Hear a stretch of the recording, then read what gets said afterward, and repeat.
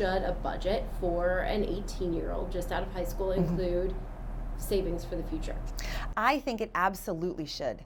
I think when you're 18, you want to really start establishing good financial habits, and that includes saving for near-term goals and for long-term goals. That you should be starting an emergency fund. You are in charge of yourself and protecting yourself, so you have to make sure that you're putting money away for a rainy day or an emergency. How much should people have for the emergency fund? Well, if you're independently working and not a student, I would say you have more responsibility on your shoulders. I would be looking at 3 to 6 months of your after-tax expenses. You'd want to have that sitting in cash at any moment. You never know when something is going to come up. It could be a medical emergency, something could break, and you want to make sure that you're covered. How about for the kids who are still a little bit on mom and dad's dime? And there are a lot of them. Do they still need the emergency fund too?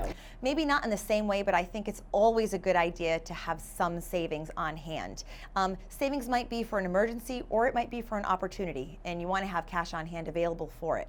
By doing this, you avoid putting emergency expenses on credit cards, which I would say leads to some bad financial habits. Brings up a good point though. Should an 18-year-old have a credit card to start building credit? You want to establish good credit. You don't necessarily have to do that by using credit cards. You can establish good credit simply by paying your bills on time. If you have an auto loan, if you have rent, if you have utilities, making timely payments on those obligations will establish a positive credit history for you.